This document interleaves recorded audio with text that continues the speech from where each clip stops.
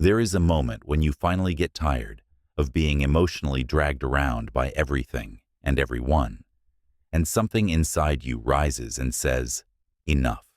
My state is mine." That moment is the beginning of real power.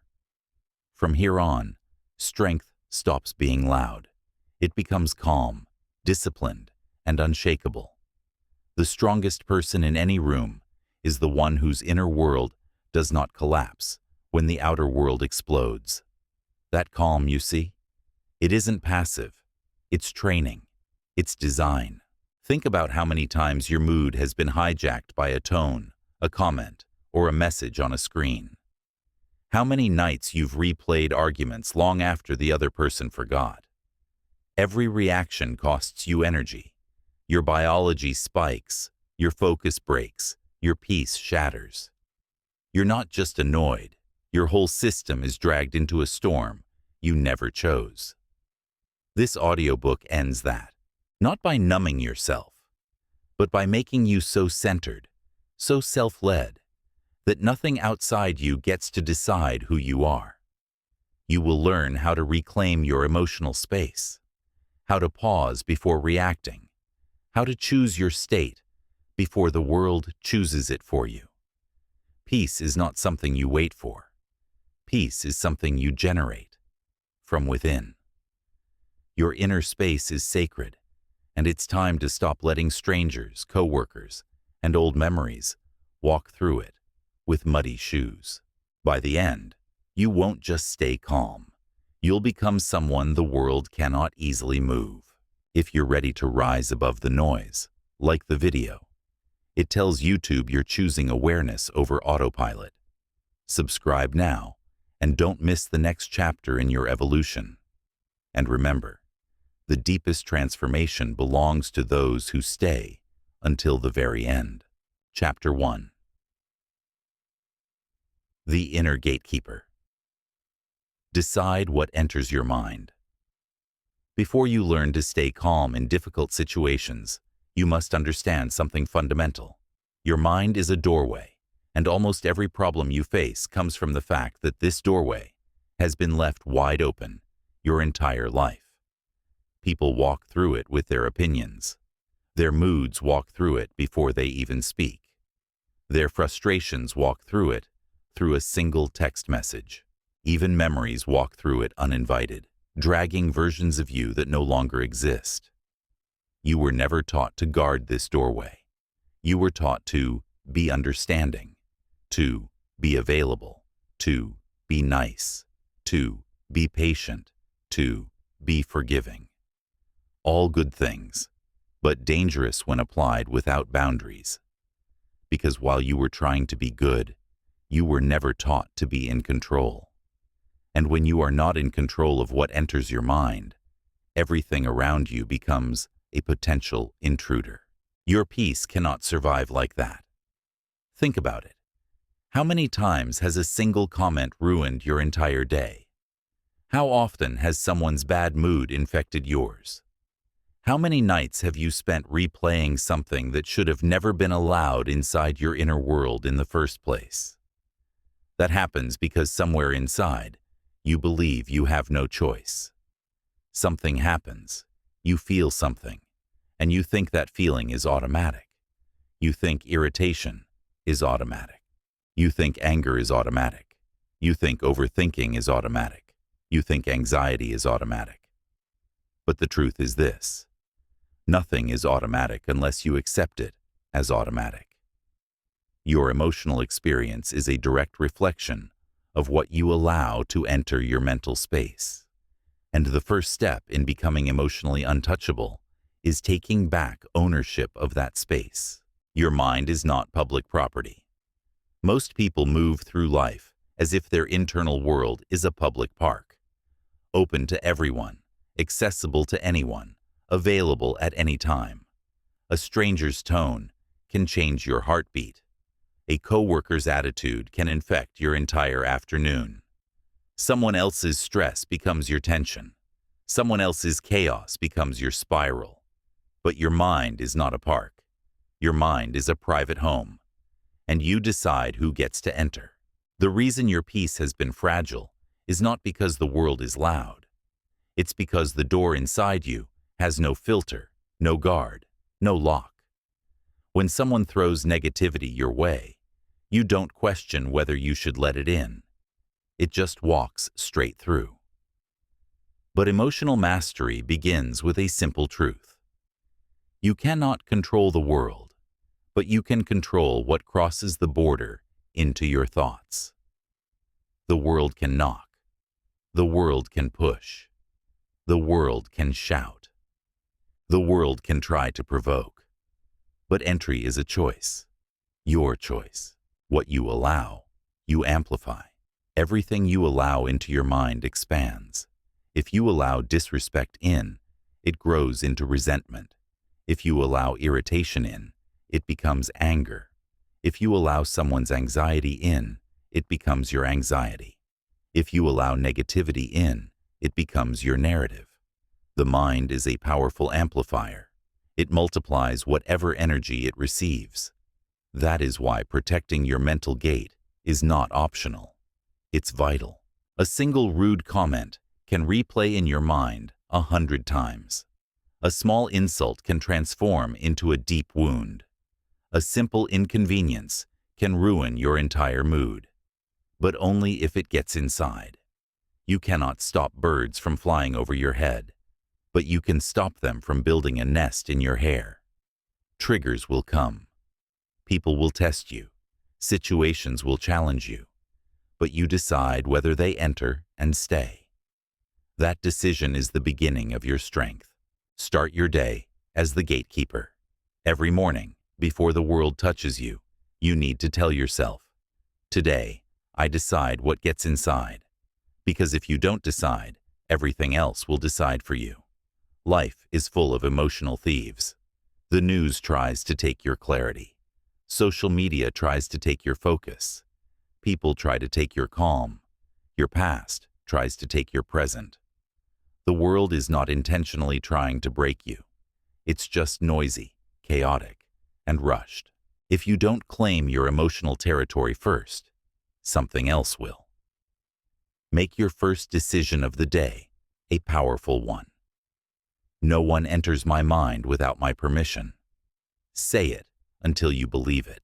Awareness. Your first line of defense. You cannot protect what you do not notice. Most people don't even realize when negativity enters. Someone snaps at them. They absorb it. Someone rushes them. They internalize it. Someone criticizes them. They replay it all day. Your first responsibility is to notice the intruder at the door. That discomfort? That tightening in your chest? That sudden drop in your mood? That mental replay starting up again? That urge to respond impulsively? Those are signals telling you something is trying to enter your mind. Pay attention. When you learn to catch these signals in real time, everything changes. You stop being reactive and start being intentional. You stop absorbing and start observing. You stop allowing and start deciding. You are not required to take every emotion offered to you. This is one of the most liberating truths you will ever accept. Just because someone hands you their anger doesn't mean you must hold it. You don't have to take on anyone's stress. You don't have to internalize anyone's impatience. You don't have to carry anyone's frustration. You don't have to match anyone's energy. Someone can be rude. You can remain centered. Someone can be chaotic. You can stay calm. Someone can attack. You can refuse to absorb. Strength is not the absence of emotion. Strength is refusing to let the wrong emotions enter. Closing the gate doesn't make you cold, it makes you free. Many people fear creating emotional boundaries because they think it will make them insensitive. But closing your internal gate doesn't make you cold, it makes you sovereign. Being emotionally open to everything is not kindness, it's self-neglect. Letting every situation dictate your feelings is not sensitivity, it's self-abandonment. Letting others define your state is not humility, It's self-disempowerment.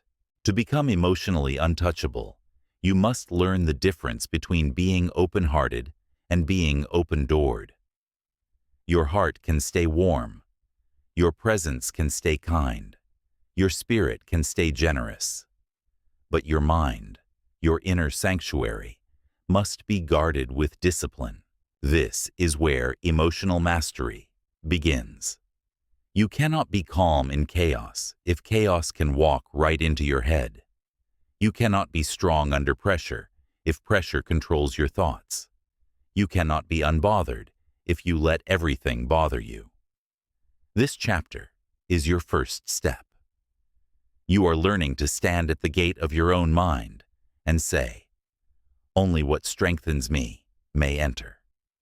Everything else stays outside." Sing.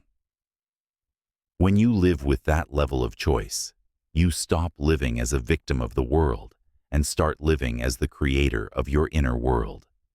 And once you learn to become the gatekeeper of your mind, you will notice something extraordinary. Most of the things that used to upset you never even make it past the door anymore. Chapter 2. Emotional territory. Reclaiming the space inside you. There is a kind of exhaustion that sleep cannot fix. The exhaustion that comes from constantly carrying emotions that don't belong to you. Most people don't realize how much of their mental and emotional tiredness comes from internal clutter that was never theirs to hold. A sigh from someone else becomes tension in your chest. A disagreement from yesterday becomes heaviness today. A message you haven't responded to becomes pressure in your mind. A memory from years ago becomes a storm on a random afternoon. This isn't your fault. You were never taught that your emotional space is sacred, that it has borders, that it can be invaded. You were never taught that most of the chaos you feel isn't even yours. It's inherited, absorbed, or carried out of habit. But starting now, you will learn to reclaim the territory inside you. You will learn to take back ownership of what happens in your emotional world. You will learn to stop letting the world leave fingerprints on your inner state. Because the truth is simple. If you don't take ownership of your emotional space, someone else will. Your inner world has borders. You just forgot how to guard them. Imagine your inner world as a house. Each room represents your energy, your mood, your mental clarity, your capacity to feel good. Now, imagine you're living in that house with all the doors wide open. People you barely know walk in and out. Situations you didn't invite leave dirty footprints across the floor. Past experiences stay overnight without permission. Thoughts that don't belong to you sit on the couch and refuse to leave. You wake up tired, not because the day is demanding, but because your emotional home is overcrowded. Most people live like this, not because they don't care, but because they've never been taught to see themselves as the owner of their internal space. From this moment forward, that changes. You are not a tenant in your emotional life. You are the landlord, and you decide who gets to stay. Why your emotional territory keeps getting hijacked. Your emotional space gets taken from you in small ways. 1. Someone snaps at you. Your mind absorbs it, and you replay it for hours. 2. Someone else is stressed. Your nervous system mirrors their anxiety. 3. Someone gives you silent treatment. You fill the silence with self-blame. 4. Someone disagrees with you. You internalize it as something wrong with you. None of these reactions are intentional. They are automatic habits, developed through years of conditioning. Trying to avoid conflict, trying to stay agreeable, trying to keep people comfortable, trying to fix emotions that aren't your responsibility, trying to manage other people's perception of you. All of this drains your emotional energy before the day even starts. But here's the shift. You are no longer available for emotional robbery. Reclaiming your emotional territory starts with one question. Whenever something tries to disturb your peace, ask, does this belong to me? Does this emotion belong to me? Does this pressure belong to me? Does this anxiety belong to me? Does this guilt belong to me? Does this expectation belong to me? If the answer is no, release it immediately, because whatever isn't yours becomes poison the moment you hold it. There is extraordinary power in separating what is yours from what is not yours. Examples. Someone is upset, but they won't say why. That's their emotional territory. Someone disrespects you because they're having a bad day. That's their inner storm, not yours. Someone tries to guilt trip you for setting boundaries. That guilt belongs to them, not you. Someone speaks with a tone you don't like. Their tone is their reflection, not your reality. Once you stop pulling other people's emotional weather into your climate, peace becomes effortless. The energy test. How you know someone shouldn't be close to you. People leave signatures on your emotional territory. After you talk to someone, or even think about someone, ask yourself, do I feel heavier or lighter? Your body always tells the truth. If you feel tense, drained, confused, smaller, pressured, self-doubting, anxious, then that person, intentionally or not, is trespassing into your emotional space. This doesn't mean they're bad. It doesn't mean you're better than them. It simply means your energies don't match your growth anymore. Protecting your emotional territory sometimes means creating distance, not out of anger, but out of wisdom.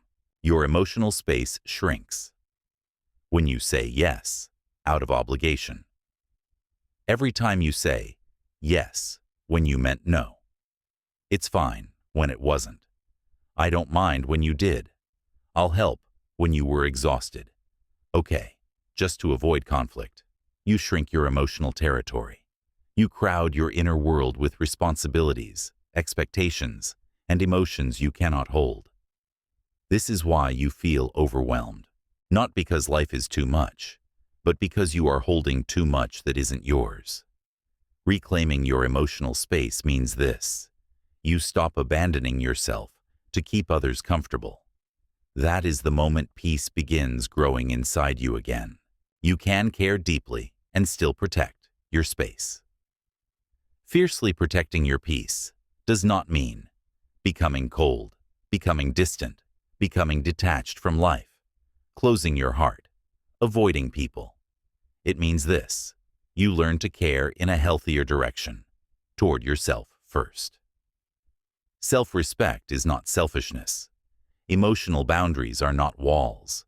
Protecting your inner world is not shutting people out. It is choosing who is allowed inside. Not everyone gets access to your heart.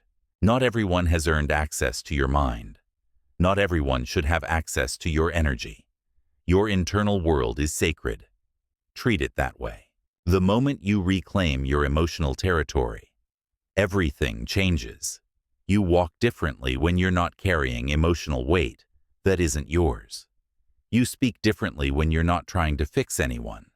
You breathe differently when your nervous system isn't on high alert. You think differently when your mind is uncluttered. You sleep differently when you let go of what you can't control. Reclaiming your emotional space is not a single decision. It is a daily discipline, and every day you do it, your peace becomes harder to steal. Soon, you'll notice something powerful. The same things that used to shake you won't even touch you anymore. Not because life changed, but because you reclaimed what was always yours. Your inner world, your emotional territory, your peace. Chapter 3. The power of detachment in a loud world. Most people think detachment means not caring. They imagine a person who is unbothered, unemotional, and distant, as if detachment were a form of coldness.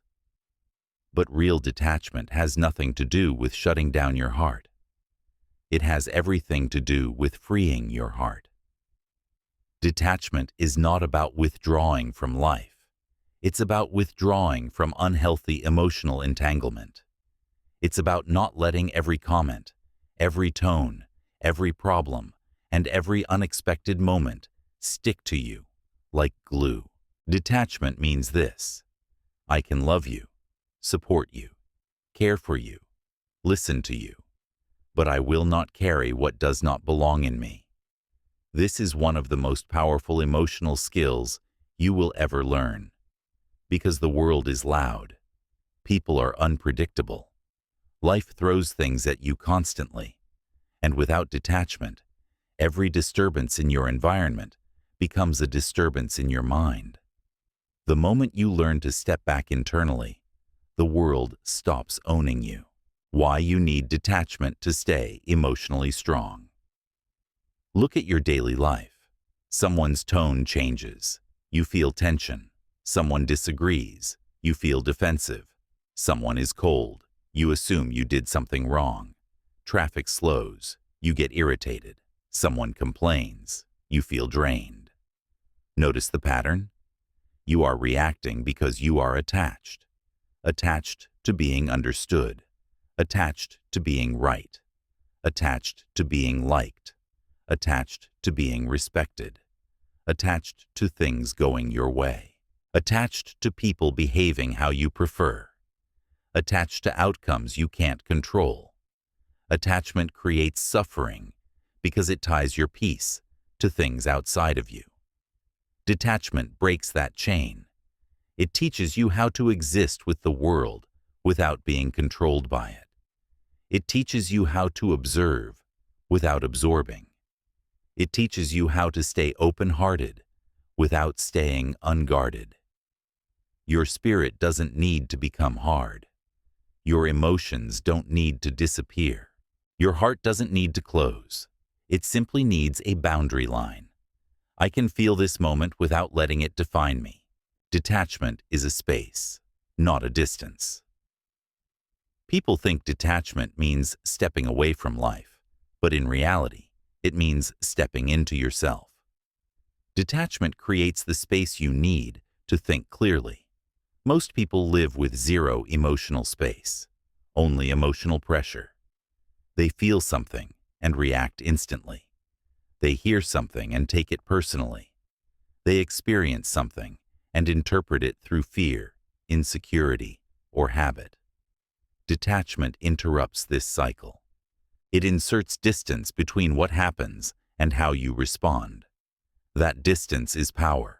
It gives you room to breathe instead of panic, room to observe instead of absorb, room to choose instead of react. Detachment is not drifting away from reality. Detachment is seeing reality without drowning in it. It's emotional clarity. It's perspective. It's control. The 3 types of detachment. You must learn to become emotionally untouchable. You must master 3 forms of detachment. 1. Emotional detachment from people's moods. Most people take on other people's emotional weather like a sponge. Someone is irritated. Now you're tense. Someone is cold. Now you feel insecure. Someone is stressed. Now you're overwhelmed. Someone is rude. Now you're angry. But you must learn this. Their mood belongs to them, not you. Their frustration is not your responsibility. Their insecurity is not your burden. Their anger is not your emotional assignment. Detach from other people's internal storms. You can stay clear even when others are cloudy. 2. Mental detachment from your own thoughts. Not every thought you have is true. Not every feeling is accurate. Not every interpretation deserves belief. Your mind constantly generates stories. Maybe they don't like me. What if something goes wrong? What if I embarrass myself? What if they're upset with me? When you are attached to your thoughts, you believe all of them. When you are detached from your thoughts, you observe them without obeying them. This single skill can halve your anxiety and triple your peace. 3. Outcome detachment from what you cannot control.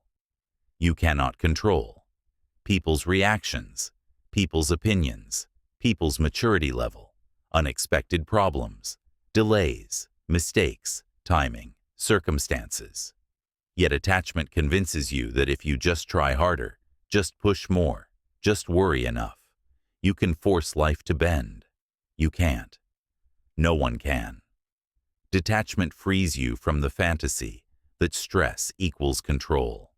You focus on what's yours. You release what isn't. That is emotional adulthood. That is mental freedom. Detachment makes you powerful because it makes you unpredictable. People can only manipulate you when they can predict you. If I raise my voice, they'll react. If I ignore them, they'll panic. If I disrespect them, they'll explode. If I withdraw, they'll chase. But when you are detached, you don't chase when someone pulls away. You don't break when someone raises their voice. You don't absorb when someone dumps their mood. You don't panic when things go differently than expected. You don't crumble when criticized. You become emotionally unpredictable in the strongest possible way. Not chaotic, not unstable, not stubborn, simply unaffected. The person who cannot be manipulated becomes the person who cannot be controlled. And the person who cannot be controlled becomes the person who is truly free. Detachment doesn't make you less loving. It makes your love healthier. When you detach, your relationships change, but not because you love less. You love more honestly. You give without losing yourself. You support without sacrificing your sanity. You care without carrying unnecessary weight. You communicate clearly instead of reacting emotionally. You set boundaries without guilt. Detachment removes the fear that makes love clingy, shaky, or dependent. It replaces it with security. Security in who you are. Security in what you feel. Security in what you allow. Detachment is self-respect in action. The loud world wants your attention. Detachment gives it back to you. This world is designed to distract you. Your phone demands your focus. News demands your fear. Strangers demand your outrage. Social media demands your comparison. Stress demands your panic. If you're not careful, your emotional system becomes a puppet pulled by invisible strings. Detachment cuts the strings. It brings all of your energy back home, to your body, your breath, your awareness, your center. In a loud, chaotic world, detachment is how you stay quiet on the inside. It's how you keep your peace when everything around you is built to disturb it.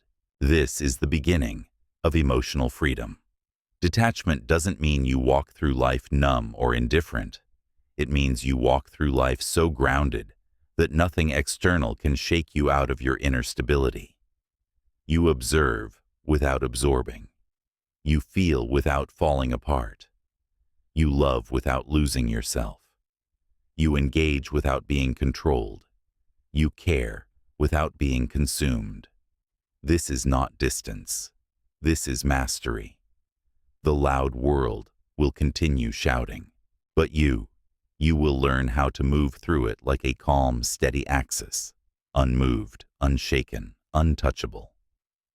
Chapter 4. The pause. Mastering the 1-second skill. There is a moment, so small most people never even notice it, where your entire life can pivot. It's the space between what happens and what you do next. It's the breath before the reaction, the stillness before the storm, the doorway between instinct and intention. This moment lasts about 1 second, sometimes less.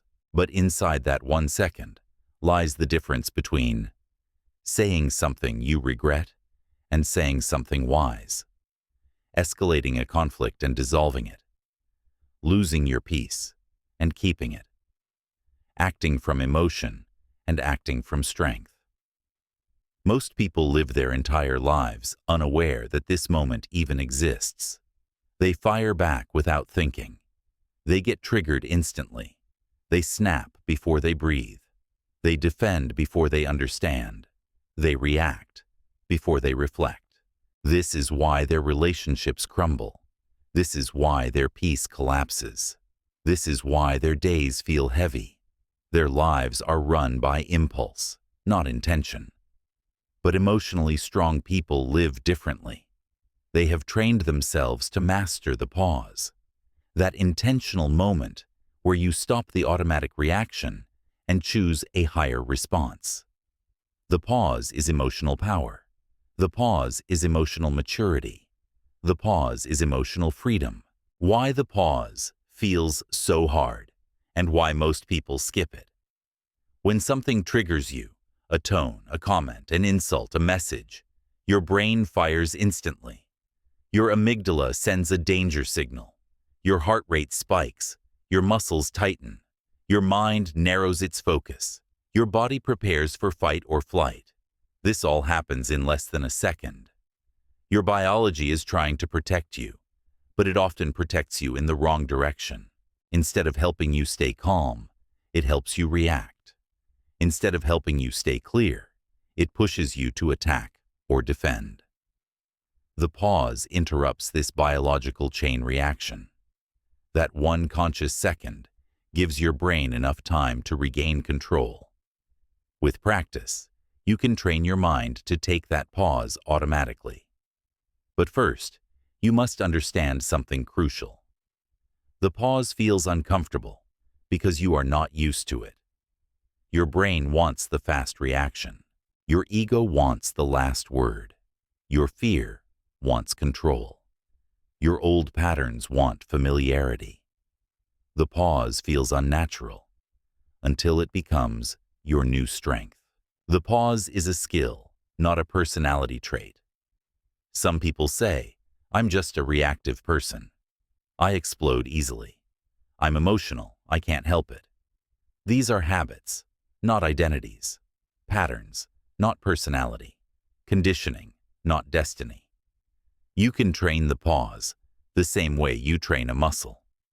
Every time you practice it, the circuit in your brain grows stronger. Every time you choose it, you weaken your old patterns. Every time you hold it, you reclaim your power. Emotional intelligence is not something people are born with. It is something they build.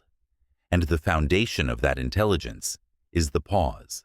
What happens inside the pause? Inside that 1-second pause, something powerful happens. Your mind opens. Your breath returns. Your body relaxes. Your emotions settle.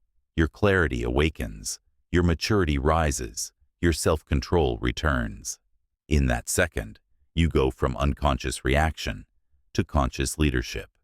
You might think 1 second isn't enough to change anything, but 1 second is enough to stop a fight, prevent a regret, protect your peace, save your reputation, keep your dignity, maintain your energy, redirect your entire mood.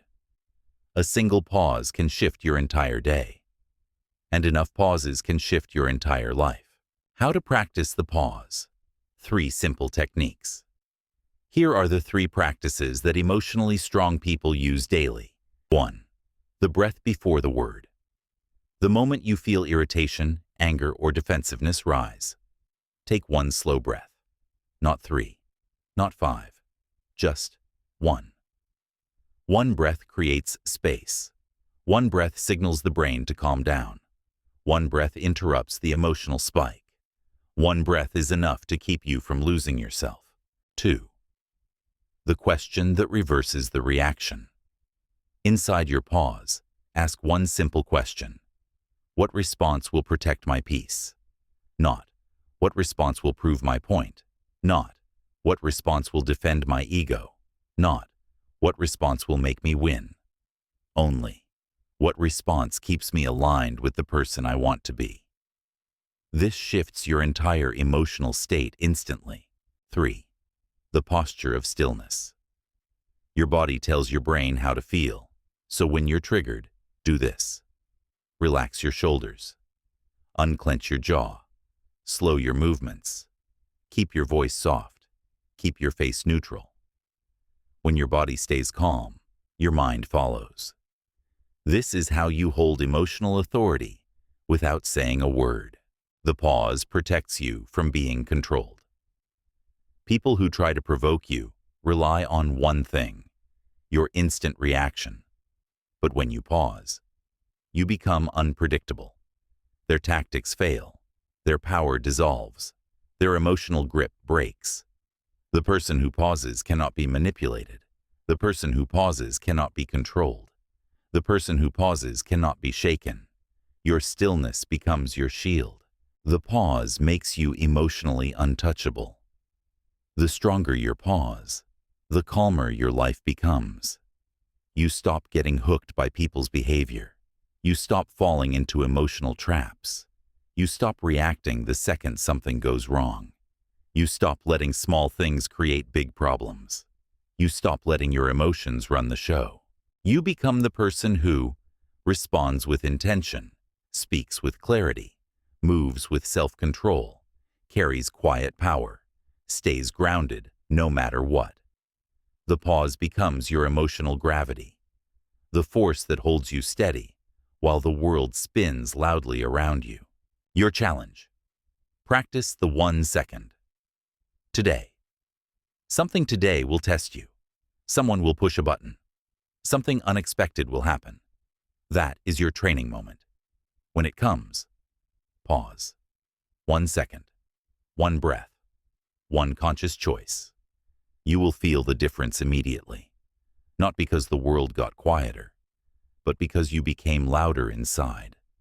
And from that moment on, no one, not even life itself, can steal your control from you without your permission. This is the beginning of emotional mastery.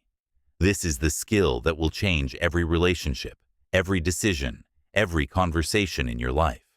This is how you become unshakable. Chapter 5. Slowing the storm, preventing anger before it forms. Anger doesn't arrive like lightning. It doesn't appear out of nowhere. It doesn't burst into your chest fully formed. Anger is a storm that builds slowly, quietly at first, subtly at first, almost unnoticeably at first.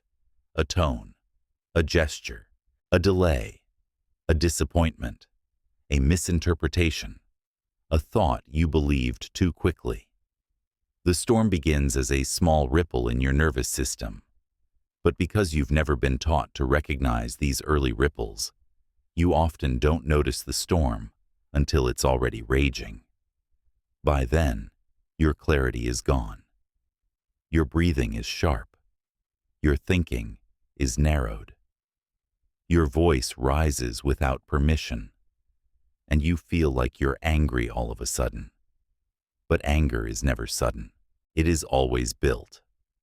To master your emotions, you must learn how to detect these early signals and slow the storm before it becomes something that controls you. This chapter is not about managing anger. It's about preventing it from taking shape in the first place. Anger is not about the moment. It's about the momentum. Most people think they get angry because of one thing, one comment, one action, one moment. But the truth is this: anger is usually the final reaction to dozens of unnoticed micro-triggers. A poor night of sleep, a day of overstimulation, a week of carrying tension, a lifetime of absorbing what you never released. By the time something small sets you off, you were already halfway full. It wasn't the moment, it was the accumulation. This is why emotionally strong people don't just react to what's happening. They pay attention to what's building inside them. You cannot control the world, but you can control the momentum of your internal state. Your body senses anger long before your mind does. Before anger becomes an emotion, it appears as a sensation: tight jaw, heavy chest, shallow breathing, warmth rising in your face, tension in your hands, shoulders lifting, heart speeding up, restlessness, clenched stomach. These are biological alerts, warnings, signals that your system is shifting toward a reactive state. The earlier you notice these signals, the easier it is to stop the storm. When you learn to listen to your body, you gain emotional control most people never experience. Your body whispers long before your emotions scream, the thought that creates the emotion. Every anger spiral begins with a thought, not the event, the thought. Someone interrupts you. Event, neutral. Thought, they don't respect me. Emotion, irritation. Someone forgets something important. Event, neutral. Thought, I'm not important to them. Emotion, hurt. Someone uses a tone you dislike. Event, neutral. Thought, they're attacking me. Emotion, defensiveness. Someone disagrees with you. Event, neutral. Thought, they think I'm wrong. Emotion, frustration. The thought is the spark. The emotion is the flame. If you slow the thought, the flame never grows. This is why awareness is everything. You cannot control the external moment, but you can absolutely control the internal meaning you give it. Most anger dissolves when you question the first thought, instead of believing it. The slow the storm method, 3 steps.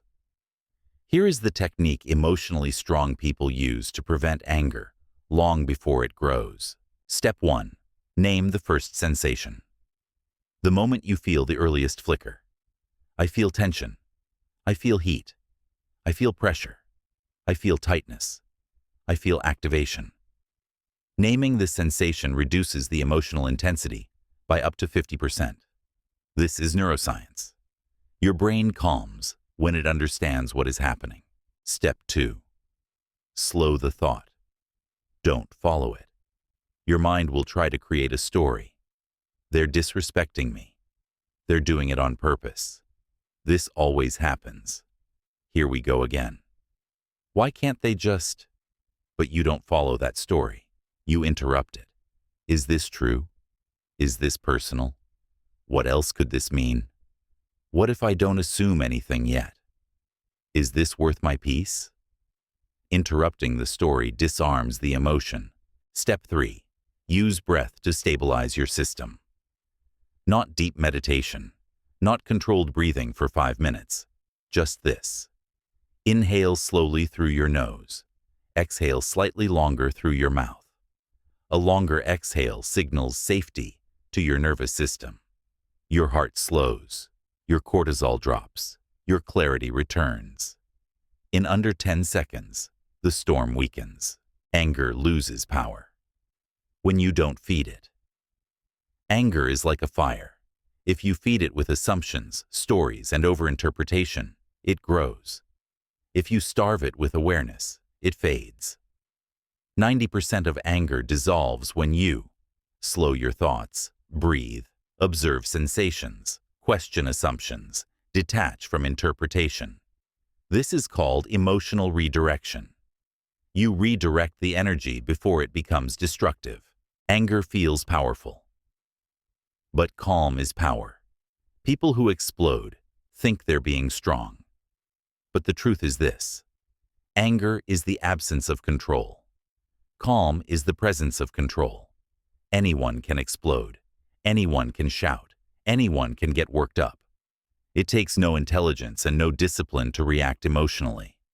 But staying grounded, seeing clearly, responding instead of reacting, holding your center in a moment that used to break you, that is mastery. That is evolution. That is emotional leadership.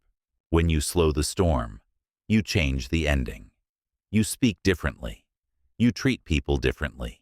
You think differently. You protect your energy differently. You move through life with a steadiness that others can feel.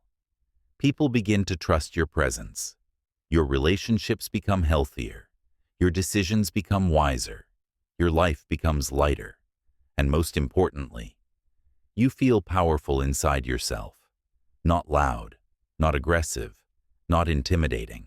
Powerful in the quiet, steady way that nothing and no one can shake. This is the beginning of becoming unbothered. Not because the world is easy, but because you have learned to slow the storm before it ever forms. Chapter 6. Mental Breathing Space. Clearing Emotional Clutter. There is something most people never realize about themselves. They are not overworried. They are not overly emotional. They are not easily irritated by nature. They are simply overcrowded inside. Your mind wasn't designed to hold 20 open tabs of stress, 10 unprocessed conversations, 5 unresolved problems, and a lifetime of unexamined emotions. When you feel overwhelmed, it's not because you are weak. It's because your mental space is full. You don't need more motivation. You don't need more discipline. You don't need tougher skin. You need space. Just as your lungs collapse without air, your mind collapses without mental breathing room. Emotional clutter suffocates your clarity, your patience, your creativity, and your sense of control. You cannot be calm when you are mentally crowded. You cannot be clear when your mind is noisy. You cannot be strong when your inner world is packed with things that don't belong. The solution is simple. You must clear space inside you. Not someday, but now. Your mind works like a room. It gets cluttered without you. Noticing. Think of your mind as a room. Every thought, worry, memory, notification, fear, argument, expectation, they are objects in that room. 1 or 2 is manageable, but when you have piles of unresolved emotions, stacks of old memories, clutter from other people's moods, anxieties about things not even happening, unfinished responsibilities, noise from the digital world, your mental room becomes crowded to the point of chaos.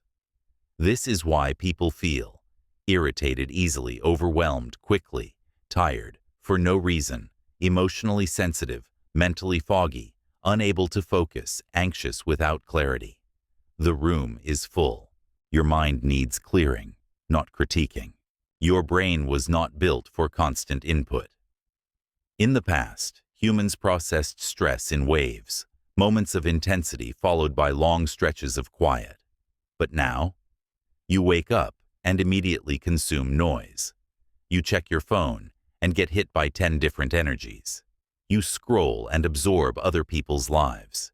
You hear news, opinions, moods, demands, expectations, all before you even take your first deep breath of the day. Your brain has no moment to reset, recover, or breathe. A mind that receives input non-stop becomes emotionally unstable. You are not broken. You are overloaded. And overload is curable with one thing: space. Signs. Your mental space is too full. You know your inner world is overcrowded when you get irritated over small things. You feel mentally tired without doing much. You can't focus for more than a few seconds. Your mood changes quickly. You overthink even simple conversations. You replay the same worries. You feel overwhelmed by minor tasks. You crave silence or want to disappear for a bit. These are not flaws. These are symptoms of mental clutter. The cure is not to push harder. The cure is to clear space. 3 layers of mental clutter and how to release each. To reclaim mental breathing room, you must clear your inner world on 3 levels. Layer 1, emotional clutter. The unprocessed feelings, old hurts, unspoken frustrations, and silent burdens you carry. This layer is cleared by naming what you feel, releasing emotions instead of suppressing them, writing things down, talking things out, acknowledging what you've been ignoring. Emotions don't disappear when you suppress them. They clutter. Layer 2. Cognitive clutter. The overthinking, the planning, the replaying, the what-ifs and what-thens. This layer is cleared by reducing mental multitasking, turning big problems into small steps, questioning catastrophic thinking, choosing what actually deserves thought, practicing mental stillness. Your mind doesn't need to think about everything. It needs to think about what matters. Layer 3. Environmental clutter. Everything around you that overwhelms your senses. Noise, notifications, messy spaces, constant interruptions, digital overstimulation, chaotic environments. This layer is cleared by controlling your environment, reducing input, setting boundaries with technology, creating quiet pockets in your day, simplifying your surroundings. Your mind breathes through your environment. A chaotic environment creates a chaotic mind. The mental exhale technique. Here is a simple technique emotionally strong people use daily. The mental exhale. Step 1. Sit or stand still for 10 seconds. Step 2. Exhale deeply through your mouth. Step 3. Imagine releasing all the mental noise as you breathe out. Step 4. Ask yourself, what can I let go of right now? Step 5. Drop one mental tab. Just one. One thought, one worry, one past moment, one expectation. Mental clarity is built one exhale at a time. Your mind needs empty space to function. Well, think of your mind like a bowl. If the bowl is already full, even the good things spill out. A full mind cannot enjoy the moment. A full mind cannot make calm decisions. A full mind cannot be patient. A full mind cannot feel gratitude. A full mind cannot stay emotionally stable. Space is not a luxury. It is a requirement. When you give your mind space, your mood lifts, your clarity sharpens your decision-making, improves, your patience grows, your reactions slow, your anxiety decreases, your day feels lighter. Space is peace. Space is power. Space is emotional intelligence. Clearing space makes you emotionally untouchable. When your mind is clear, you notice things others miss. You see triggers before they grow. You catch anger before it forms. You hear your intuition louder. You feel what truly matters. You let go of what doesn't. You respond with intention instead of impulse. You stay calm in situations that used to overwhelm you. Mental space is not emptiness. It is inner order. A clear mind is a powerful mind. A spacious mind is a stable mind. A quiet mind is an unshakable mind. Emotional strength is not about carrying more. It is about carrying less, but carrying it consciously. And the moment you clear space inside yourself, you start to feel something extraordinary. Peace that doesn't break, clarity that doesn't fade, and strength that doesn't wobble. Chapter 7. What deserves your energy, and what never will? If you want to stop getting angry, if you want to stop being bothered by people, if you want to protect your peace from every direction, there is one truth you must accept. Not everything in your life deserves your energy, and most things don't deserve it at all. Your energy is your emotional currency. It is the most valuable thing you own, and like any valuable resource, it needs protection. But most people live like their energy is unlimited. They argue with people who don't matter. They explain themselves to people who don't listen. They stress about problems that resolve themselves. They give attention to opinions that don't pay their bills. They chase closure from situations already finished. They absorb emotions from people who don't manage their own. They carry responsibilities that aren't theirs to carry. This is why they feel drained. This is why they feel irritated. This is why they feel emotionally exhausted by midday. Your energy is leaking into places where no growth exists.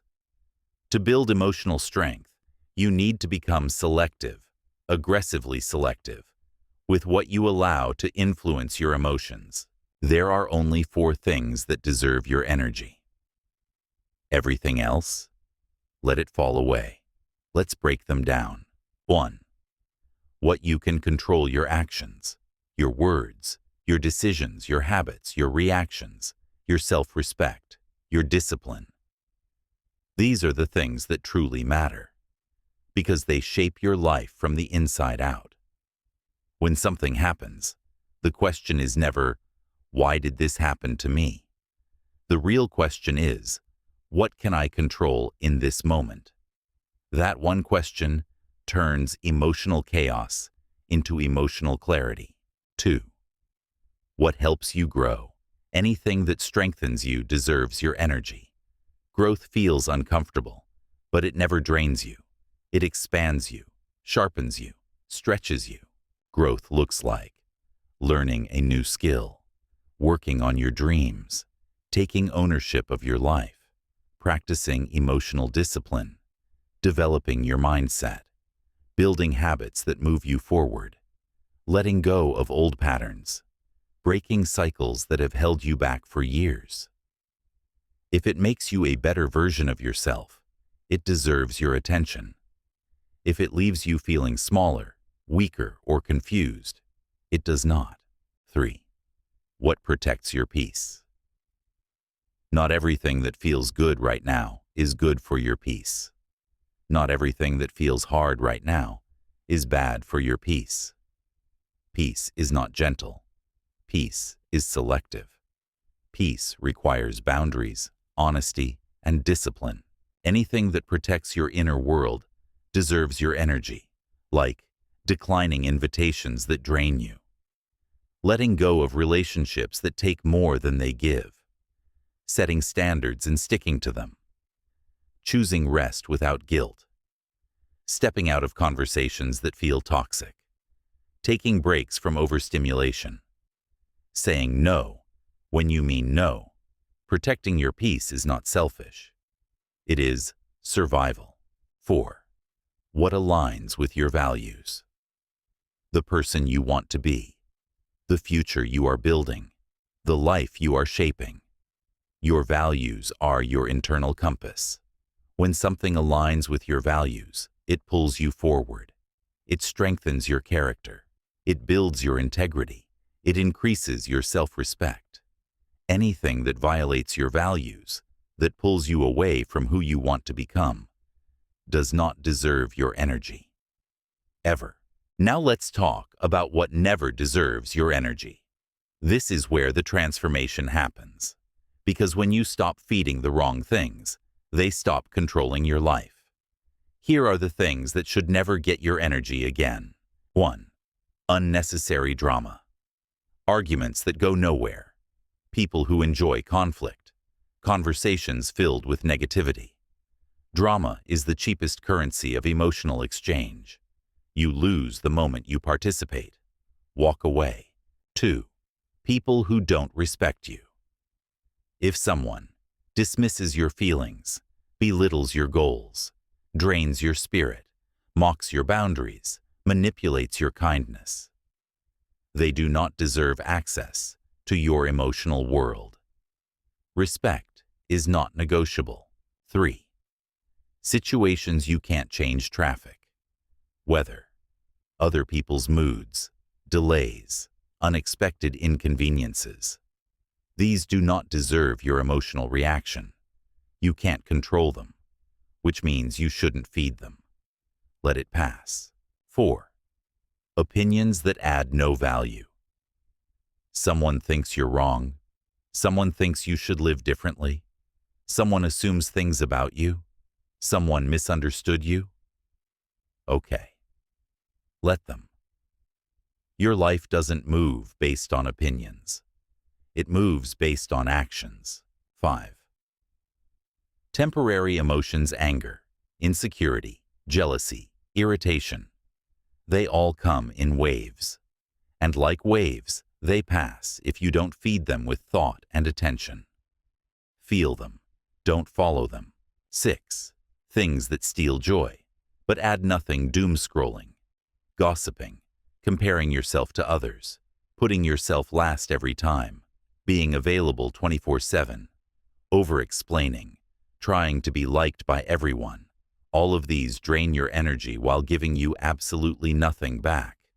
Cut them off. 7. Replaying what already happened. The past doesn't need your energy. Your future does. Every moment you spend reliving a memory is a moment stolen from building the life you want. You can heal from it. You can learn from it. But you cannot change it. So don't carry it. Energy management is emotional mastery. Your life is shaped by what you choose to give energy to. When you feed fear, fear grows. When you feed doubt, doubt grows. When you feed anger, anger grows. When you feed distractions, distractions multiply. But when you feed peace, focus, growth, clarity, discipline, purpose, self-respect, your entire life changes. You wake up lighter. You think clearer. You react slower. You see triggers before they grab you. You walk differently, with intention, not emotion. You become someone who cannot be moved easily, because your energy is no longer leaking everywhere. You are directing it. You are choosing it. You are protecting it. And that is what emotional strength truly is. Chapter 8. The Art of Staying Unshaken Around Difficult People. No matter how calm you become, no matter how much you grow, no matter how deeply you protect your peace, life will always bring you one challenge again and again. Difficult people. Not because you deserve the stress, not because you're unlucky, but because difficult people are part of the world, and you cannot live a powerful life while expecting the world to be peaceful around you. People with unhealed emotions, people who don't know how to communicate, people who take their stress out on others, people who provoke for attention, people who misunderstand you on purpose, people who live in chaos. They will cross your path, and when they do, you must know how to stay unshaken, not controlled, not reactive, not pulled into their storm, but steady. Because emotional strength is not proven in quiet rooms. It's proven in moments where someone tries to trigger you, and you refuse to move. Difficult people don't break you. Your reaction does. The truth is simple. Difficult people can't drain your peace unless you hand them access. Their words don't have power until you give them meaning. Their attitude doesn't control your mood unless you absorb it. Their chaos doesn't enter your mind unless you open the door. The problem is not their behavior. The problem is the attachment your mind creates. You take things personally. You misunderstand their motives. You try to fix their emotions. You try to win the exchange. You feel obligated to react. You let their tone define your state. This is how they pull you out of character. But the moment you realize this truth, you don't have to react to everything you notice. Your entire emotional life changes. Most difficult people aren't angry. They're unresolved. Here is a perspective that will unlock your calm. People don't act difficult because of you. They act difficult because of themselves. Their frustration is theirs. Their insecurity is theirs. Their fear is theirs. Their wounded ego is theirs. Their assumptions are theirs. Most difficult behavior comes from feeling unheard, feeling powerless, feeling inadequate, feeling threatened, feeling overwhelmed, feeling unseen, feeling unappreciated. You cannot heal their hidden fears. You cannot repair their past. You cannot fix their mindset. But you can protect your peace by not personalizing what was never about you. When someone reacts wildly, remind yourself, This is their story, not mine. That sentence alone will save you years of unnecessary anger. The 3-second rule of emotional power. Here's a simple strategy emotionally strong people use.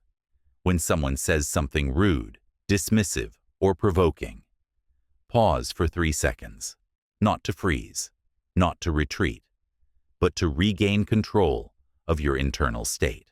In those 3 seconds, ask yourself, what version of me do I want to be right now?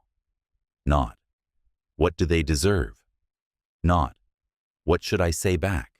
Not, how do I win this? But, who do I choose to be? This shift moves you from reaction to leadership. The weak version of you reacts instantly. The strong version responds intentionally. Those 3 seconds build emotional muscle. Distance is not avoidance. It's mastery. Most people think staying unshaken means staying close to the tension. Wrong. Sometimes the strongest move is distance. Distance does not mean you're scared. Distance does not mean you're avoiding. Distance does not mean you are weak. Distance means you refuse to argue with chaos. You protect your mental clarity. You won't validate disrespect with engagement. You won't stay in rooms that drain you. You know your energy is priceless. Distance is strength. Distance is awareness. Distance is emotional maturity. People who stay calm know when to step back, not to escape the situation, but to escape the level. You don't fight snakes in the mud. You rise above where snakes cannot reach. You are not required to match anyone's energy. This is where most people lose control. Someone raises their voice, so you raise yours. Someone gets rude, so you get sharp. Someone gets sarcastic, so you respond with attitude. This is emotional mirroring, and it always leads to emotional loss. You don't grow by matching their energy. You grow by maintaining yours. Somebody's chaos is not an invitation. Somebody's aggression is not a command. Somebody's mood is not your assignment. You decide how you show up. Matching someone's negativity does not make you strong. It makes you predictable. And predictable people are easy to control. The invisible wall. Technique. Here's a technique powerful people use without anyone noticing. When someone starts becoming difficult, imagine an invisible wall of glass rising between you and them. You can see them. You can hear them. You can understand the situation. But their energy cannot reach you. Their frustration hits the glass and falls. Their anger hits the glass and slides off. Their tone hits the glass and stays on their side. This mental visualization protects your emotional state and keeps you calm in moments where your old self would break.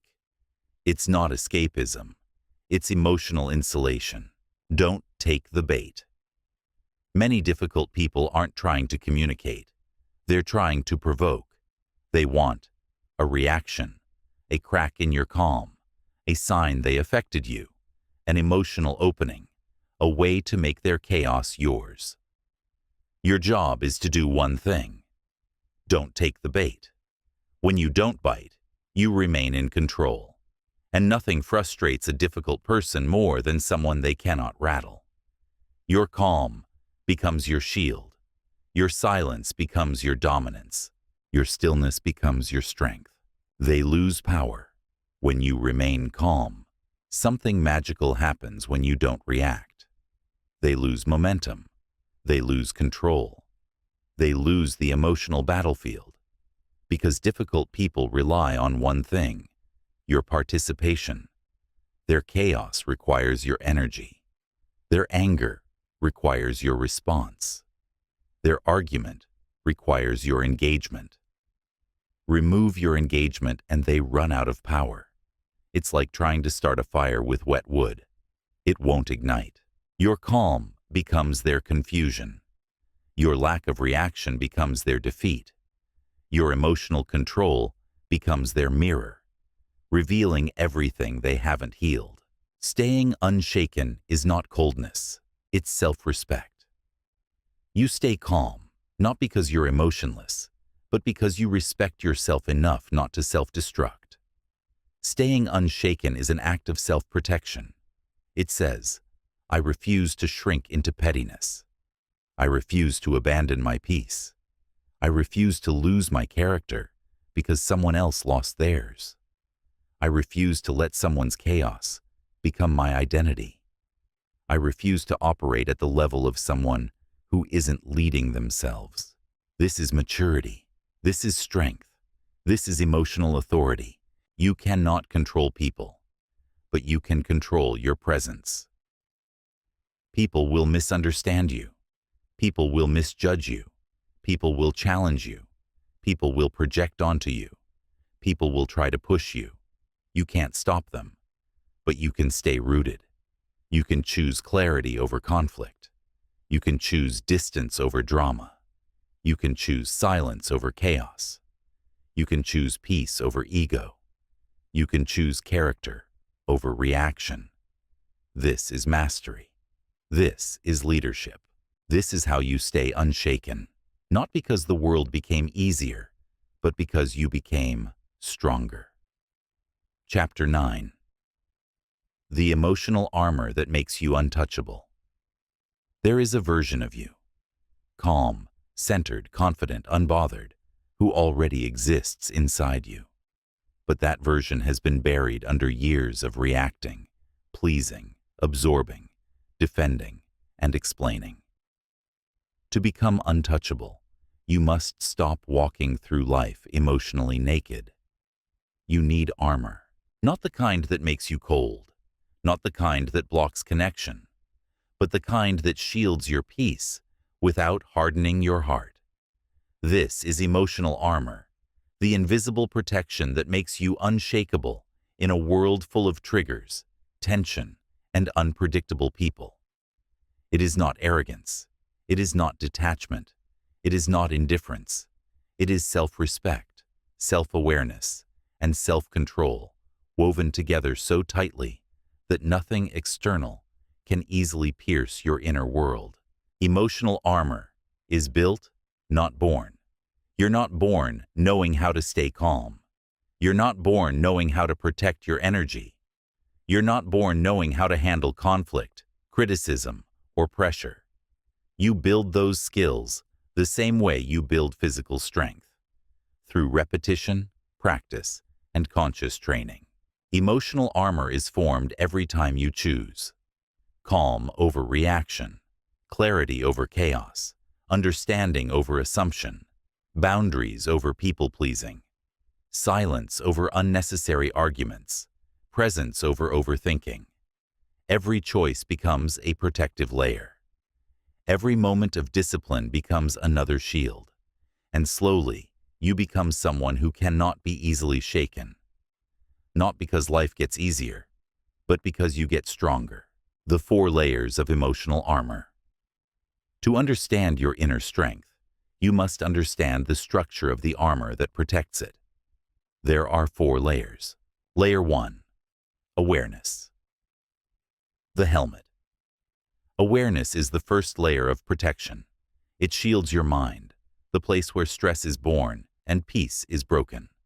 Awareness looks like noticing your emotional triggers, observing how your body reacts, seeing patterns before they repeat, recognizing when you're being pulled into someone else's storm, understanding when a situation is about them and not you. Awareness protects you from getting blindsided.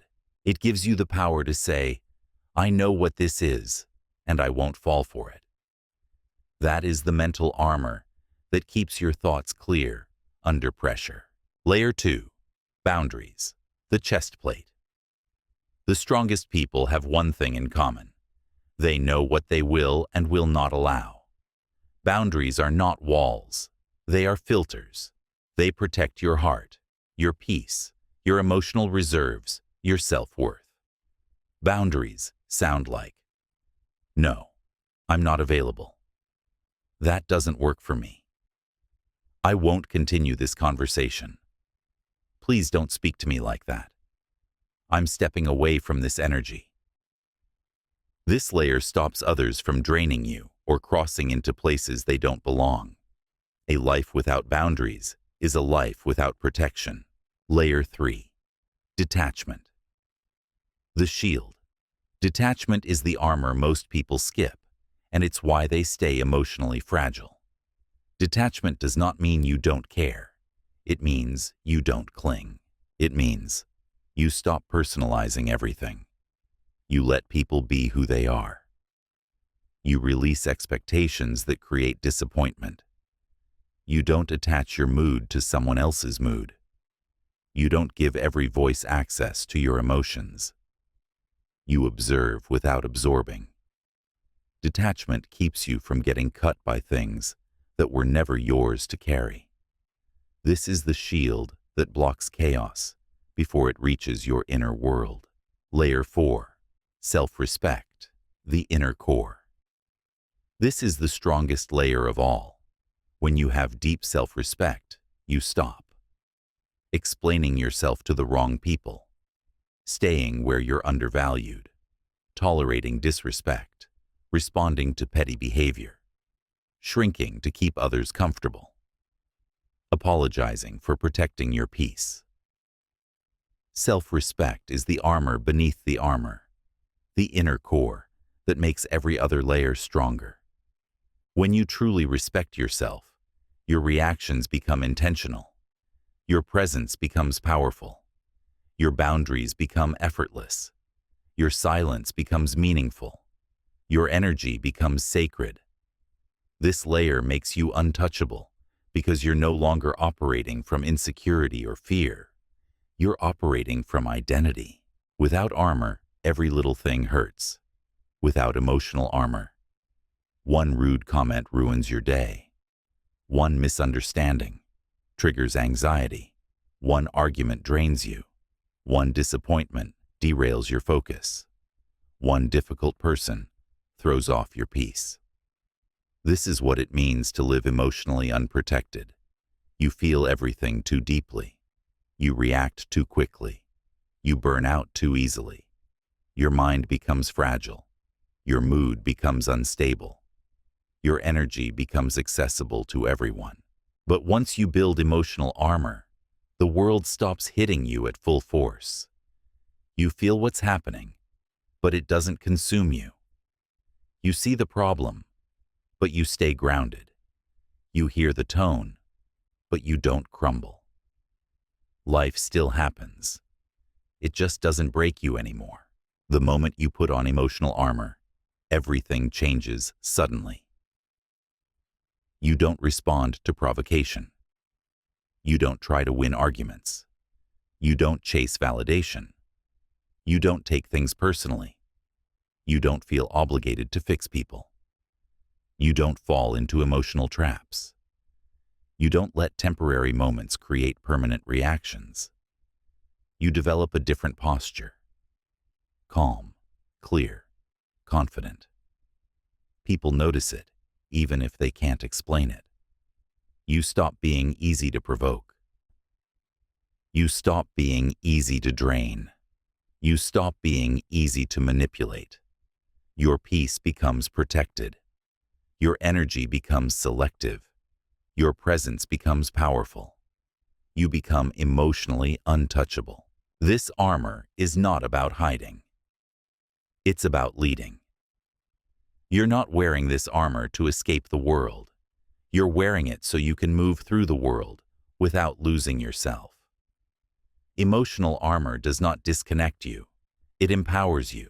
It allows you to love without losing yourself, help without carrying everything, listen without absorbing pain, speak without fear, handle conflict with clarity, stay calm even in chaos. This is what mature, steady, powerful people do, not because life is easier for them, but because they learned how to build the internal protection that life could not take away. You don't need people to change for you to be peaceful. This is one of the greatest truths of emotional mastery. You can be peaceful even when others are not. Your armor allows you to stay centered even when others are chaotic. It allows you to stay grounded even when others lose control. It allows you to stay calm even when others push. The world no longer decides your mood. People no longer control your silence. Chaos no longer determines your direction. You become the stable one. You become the grounded one. You become the unshakable one. And once you become that person, you never want to be anything else again. Chapter 10. When silence becomes your greatest strength. Most people think silence is weakness.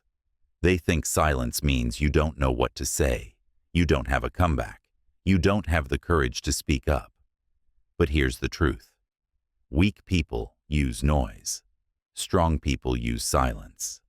Silence is not emptiness. Silence is not surrender. Silence is not avoidance. Silence is strategy. Silence is clarity. Silence is control. Silence is self-respect. Silence is power. The moment you master silence, you stop living in reaction mode and you start living with intention. Silence speaks louder than reactivity. When you stop reacting, people notice, not because you're passive, but because you're powerful. When someone expects you to snap, but you stay calm, you unsettle them. When someone tries to provoke you, but you ignore the bait, you disarm them. When someone insults you, and you give no emotional reaction, you confuse them. When someone pushes for drama, and you don't participate, you take their power away. Silence disrupts the patterns that difficult people rely on. They expect chaos. They expect escalation. They expect emotional involvement. Silence gives them none of that. Your silence becomes a mirror, reflecting their behavior back to them without you saying a single word. People reveal themselves in your silence. When you stay silent, the manipulative expose their intentions. The insecure reveal their fear. The angry show their immaturity. The entitled show their expectations. The impatient show their lack of self-control. Silence allows people to reveal the parts of themselves they usually hide behind noise, blame, or theatrics. You learn more by listening than by arguing. You learn more by observing than by defending. You learn more by staying quiet than by proving your point. Silence is how you gather information without giving away your power. Silence protects you from saying what you'll regret. Most people ruin relationships, reputations, and opportunities, not because they feel too much, but because they speak too fast. The tongue moves quicker than the mind. Silence slows that down. It gives your emotions time to settle. It gives your logic time to rise. It gives your wisdom time to speak. You don't need to respond at the speed of your trigger. You respond at the speed of your intention. This is emotional maturity. Silence is the boundary that doesn't need explaining. You don't need long speeches to set boundaries. Sometimes you only need your silence. Silence says, I am not engaging with this. I am not explaining myself again. I heard you, but I don't agree. I'm done giving energy to this. I won't be pulled into drama. That conversation ends here. Silence is clarity without confrontation. And the people who get upset by your silence are the people who benefited from your reactions. When you stop feeding chaos, chaos starves. Silence is a form of self-respect. Silence protects your energy. Silence protects your inner world. Silence protects your peace. You don't respond because you're scared. You respond with silence because you're self-aware. You know, not every comment deserves a reply. Not every situation deserves your involvement. Not every tone deserves your explanation.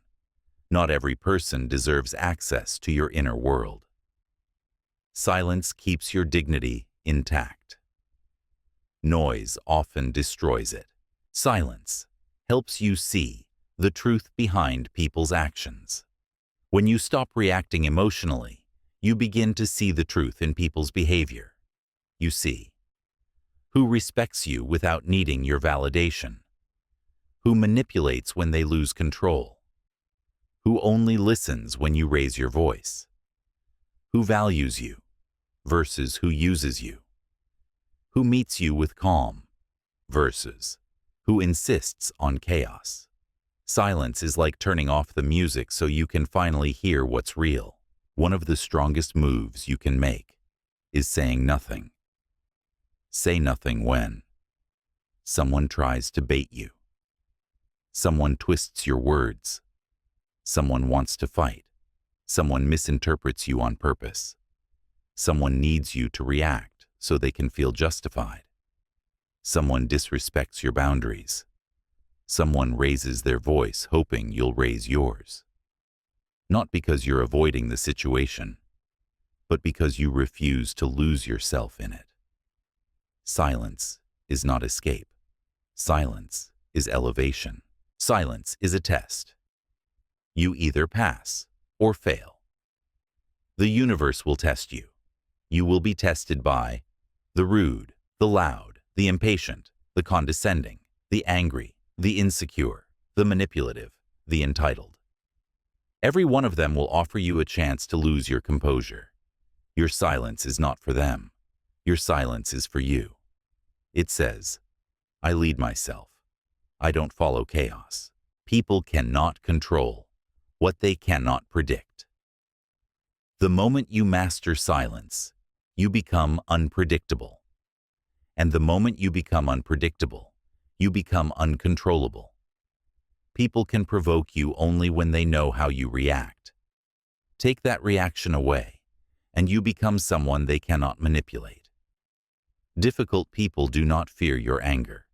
They fear your calm. Chaos does not fear your noise. It fears your silence, because silence is the one thing they cannot twist, escalate, or use against you. Silence is not the absence of power. It is power. Silence is choosing not to waste your voice. Silence is choosing not to waste your energy. Silence is choosing not to lower yourself. Silence is choosing not to prove anything. Silence is choosing yourself. Powerful people don't need noise. Their presence speaks for them. When silence becomes your strength, you stop chasing validation, reactions, and control. You become a calm force, a steady presence, an unshakable mind, a grounded soul. You rise, not because you fight harder, but because you respond smarter, and the world feels that strength long before your words ever arrive. Chapter 12. The discipline of not taking things personally.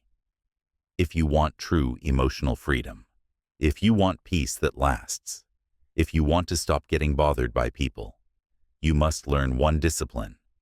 Stop taking things personally.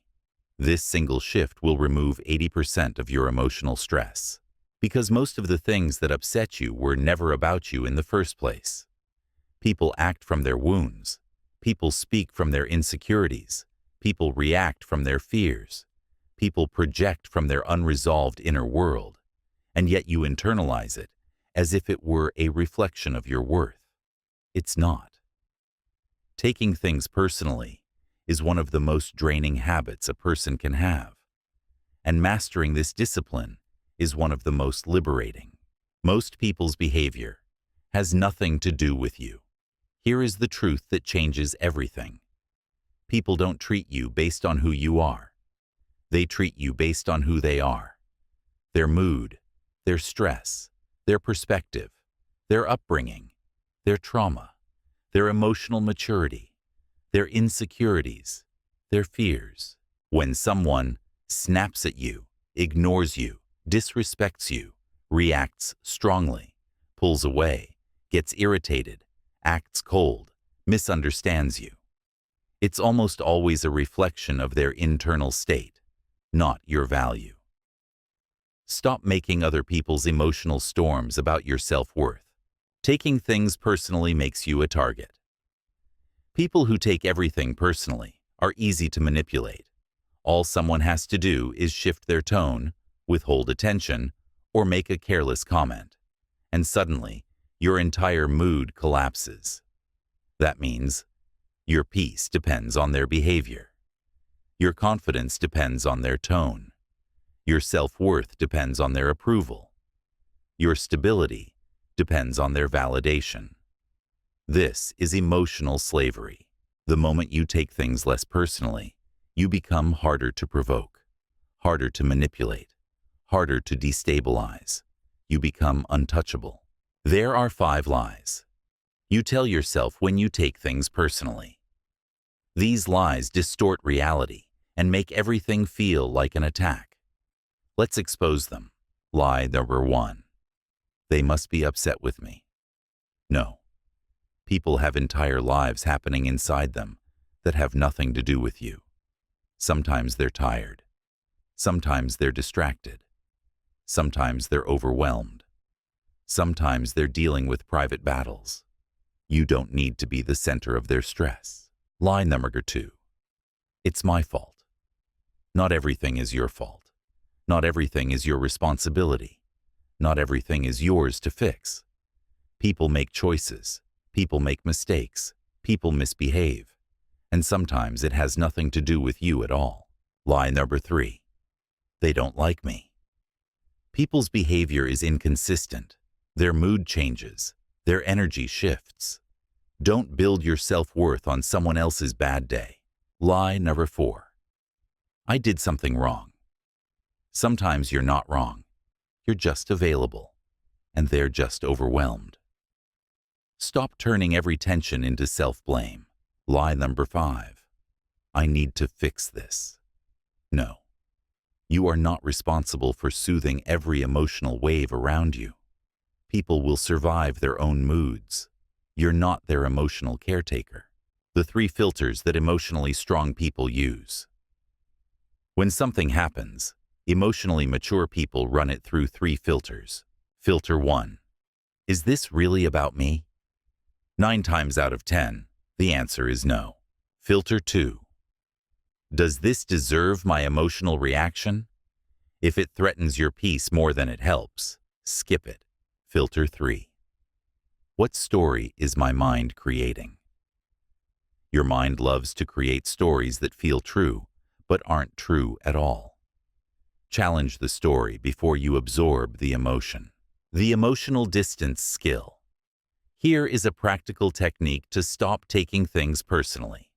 Create emotional distance between what they did and what it means to you. For example, someone ignores your message.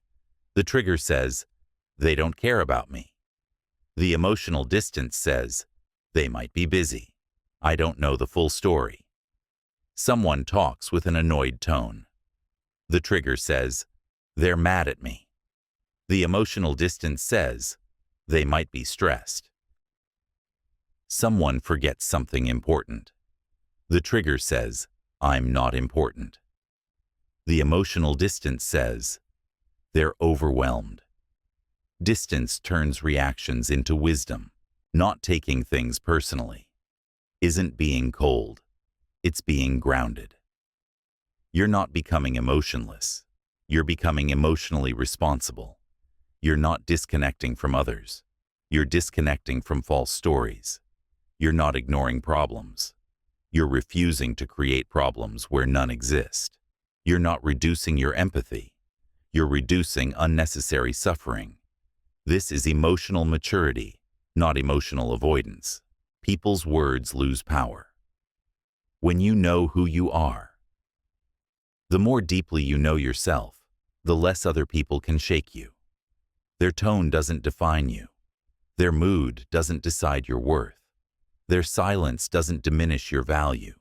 Their misunderstanding doesn't make you wrong. People can only hurt your self-esteem when you hand them the authority to do so. You take things personally when you forget who you are.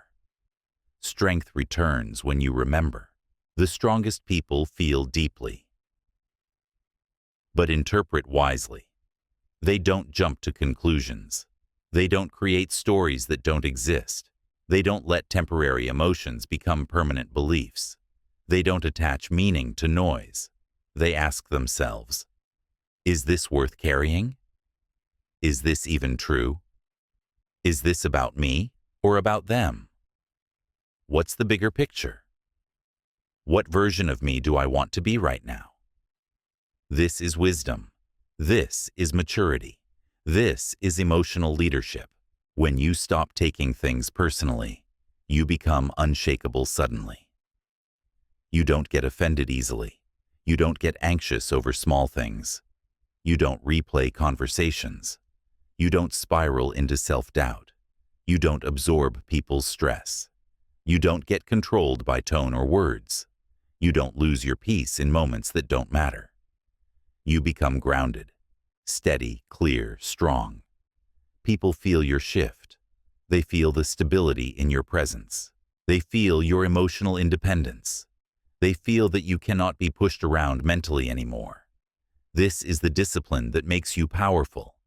This is the mindset that protects your peace. This is the upgrade that changes your entire emotional life. Chapter 13. How to stay calm when you're surrounded by chaos. The real test of emotional mastery is not how calm you are in silence, but how calm you remain when everything around you is loud. Chaos is not always shouting. Sometimes chaos is subtle. People rushing, people complaining, negative energy in a room, bad news, unexpected problems, tension between others, pressure from deadlines, emotional storms in people you care about. Chaos comes in many forms, but the way you stay calm is always the same. You control your internal world more than the external world can shake it. Calm is not a reaction. Calm is a decision. Calm is discipline. Calm is training. And the more chaotic your environment becomes, the more important your calm becomes. Chaos is a test, not a threat. When chaos shows up, it is not there to defeat you. It is there to reveal you. It shows you how solid your mindset is, how strong your boundaries are, how stable your emotions are, how deeply you trust yourself, how much discipline you've built. Chaos is a mirror. It reflects your inner world.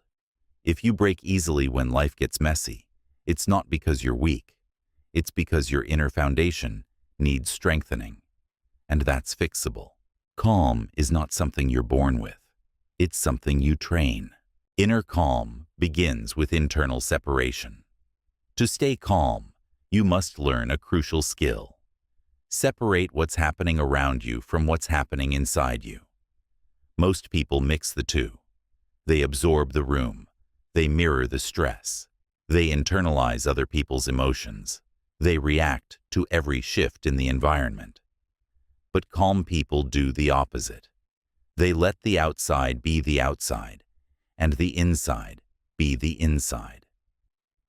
This internal separation is the root of emotional strength. Chaos only controls you when you try to control it. The truth is simple.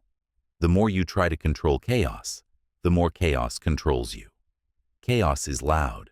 Chaos is unpredictable. Chaos is messy. Chaos is irrational. You can't fix every person. You can't calm every situation. You can't clean every mess. You can't adjust every mood. Trying to control chaos is how you lose your center. Staying calm means focusing on what you can control. Your breathing, your thoughts, your posture, your tone, your focus, your pace, your boundaries, your reaction, your energy. Everything else is noise. Breathe first, think second, act last. This is the calm person's sequence. 1. Breathe first. A deep breath breaks chaos's grip on your nervous system. Just one breath, slow and intentional. 2. Think second. Let your logic rise above the noise. Ask yourself, what actually needs my attention? 3. Act last. Action without clarity creates problems. Action with calm creates solutions. This sequence alone can transform the way you handle stressful environments. Your nervous system cannot tell the difference between real chaos and emotional chaos. Your body reacts the same way to an angry tone, a stressful deadline, a messy environment, someone else's panic, too many responsibilities, tension in the room, constant noise, overstimulation. Your heart races, your breath shortens, your muscles tighten, your mind speeds up. This is why calm is a physical practice, not just a mental one. To stay calm, you must calm the body as much as the mind. Slow breathing, relaxed shoulders, steady posture, unclenched jaw. Your body tells your mind, we are safe. Slow down. Calm people have something. Others don't. Emotional anchors. An anchor is anything that grounds you when your environment feels unstable. Strong emotional anchors include a deep breath, a phrase you repeat, a mental image, a reminder of your values, a moment of silence, a step back before responding. Focusing on one single task.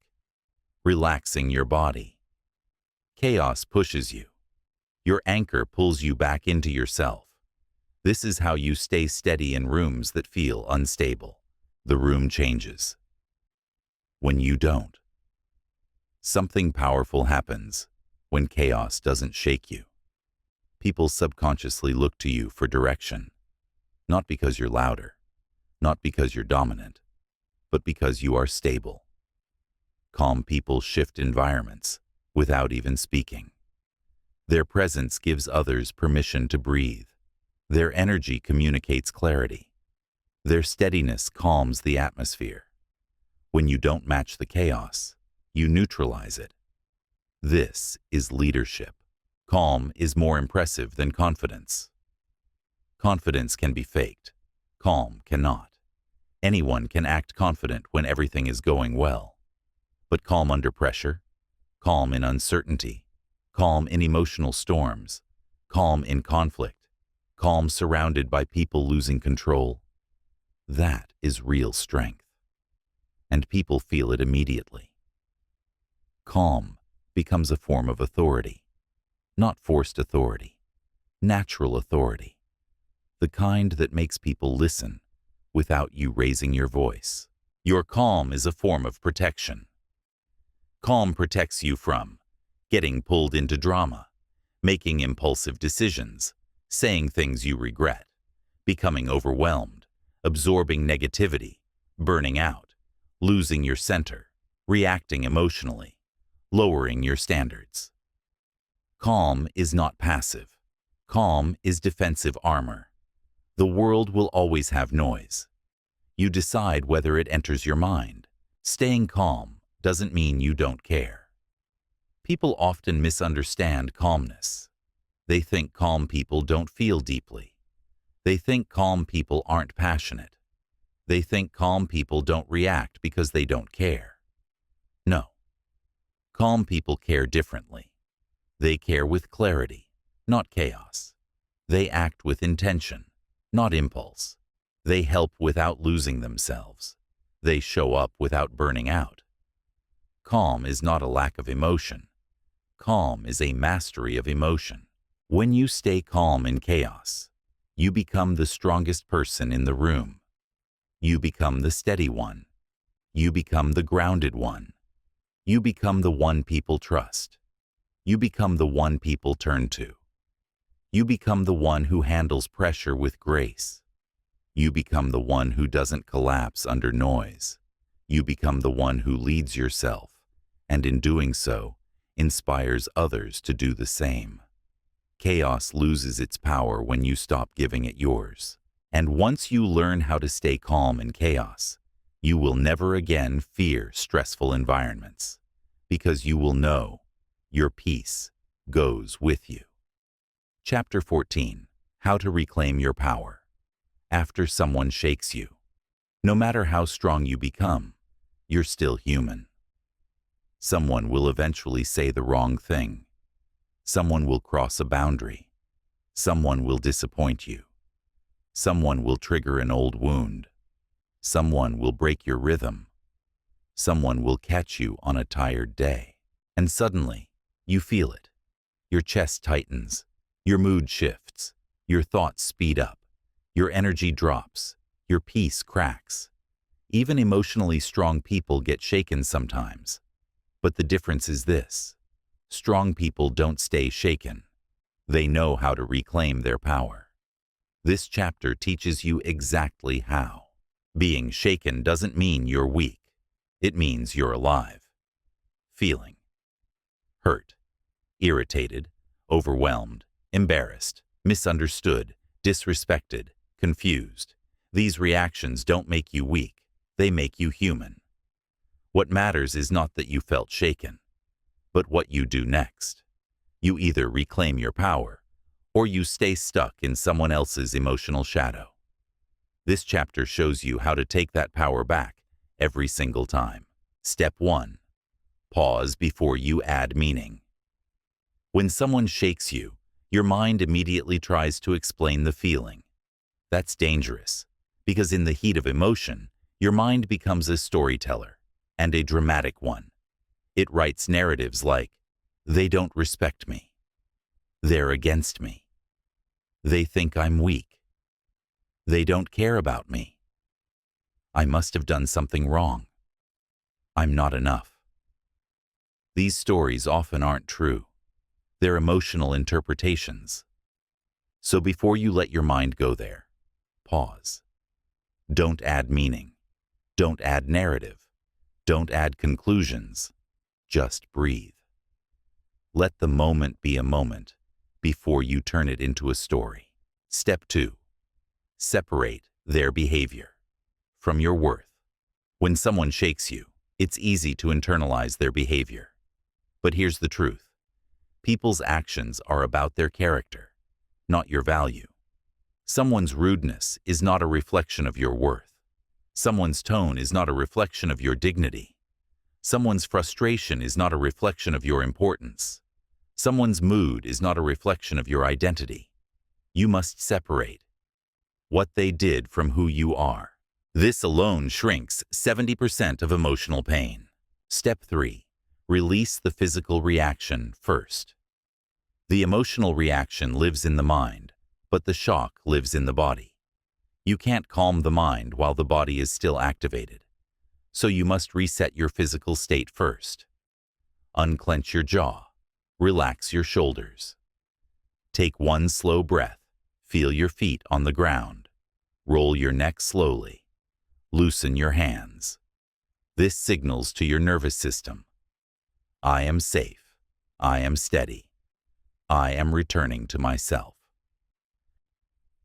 Once the body resets, the mind becomes easier to calm. Step 4. Say this sentence to yourself. Whenever someone shakes you, repeat, "I don't have to carry this." This sentence is powerful because it breaks emotional attachment, returns the problem to its source, restores your emotional boundaries, stops you from absorbing their energy, reinforces your control. Most emotional suffering begins because we pick up what doesn't belong to us. Let the moment stay with them. Don't carry their chaos as your identity. Step 5. Reconnect with your center. Your center is your calm, your identity, your emotional home. When someone shakes you, you get pulled away from that center. So, you must consciously return. Here are ways to reconnect. Remind yourself of your values. Remember who you want to be. Ground yourself in your breath. Step away from the environment. Focus your mind on something neutral. Put your hand on your chest. Speak kindly to yourself. You are not trying to erase the moment. You are returning to yourself, so the moment cannot take your power. Step 6. Sort the situation into one of three categories. Emotionally strong people classify triggers. This makes recovery faster. When someone shakes you, ask: 1. Is this a misunderstanding? 2. Is this their issue, not mine? 3. Is this something that needs a boundary? Almost everything fits into one of these categories, and when you identify the category, your emotional confusion disappears. You understand the nature of the moment, and understanding brings power. Step 7. Let the storm pass, without adding more. Storm. One of the biggest mistakes people make is trying to fix emotional discomfort immediately. Texting back instantly, trying to explain, demanding clarity, defending themselves, confronting the person, replaying what happened. This is how small moments turn into big wounds. When you're shaken, you must let the emotional storm pass before you do anything. Time neutralizes emotional distortion. What feels huge in the moment often becomes small when peace returns. Step 8. Restore your power. With one strong decision. After the storm passes, choose one of these. Walk away from the energy. Not everything requires a second exchange. Address the behavior calmly, not emotionally, calmly. Adjust your boundaries to prevent a repeat. Distance yourself. If someone consistently shakes your peace, let it go without attachment. If it's small and doesn't deserve your energy, your power is restored the moment you make a decision based on clarity, not emotion. Step 9. Build a new identity. From the moment. Every time someone shakes you and you reclaim your power, you strengthen your emotional identity. You begin to see yourself differently. More grounded, more stable, more self-respecting, more capable, more aware, more controlled, more intentional, more mature. People don't become strong because life gets easier. People become strong because they stop letting other people control their inner state. This is your evolution. Step 10. Use the moment to become unshakable. Next time. Every moment that shakes you teaches you something. What triggers you? What needs healing? What boundary is missing? What story your mind creates? What people to avoid? What patterns to break? What identity you're growing into? The goal is not to avoid being shaken. The goal is to become someone who recovers quickly and rises stronger each time. This is emotional resilience. This is emotional leadership. This is emotional power. Reclaiming your power is a skill. And you're learning it. You will still feel things. You will still get triggered. You will still get shaken sometimes. But now you know. You don't have to crumble. You don't have to spiral. You don't have to react instantly. You don't have to carry someone else's behavior. You don't have to lose your center. You can return to yourself. You can reset your mind. You can reclaim your peace. You can restore your power. You can rise again. Calm, steady, centered, and in control. This is strength. This is emotional maturity. This is freedom. Thank you for listening with an open mind and heart. If a certain chapter or insight resonated most with you, share it in the comments. You might help someone else find exactly what they need today. Keep this book saved so you can return to its words whenever life calls for reflection or guidance. I wish you health, peace, and wisdom in every step you take.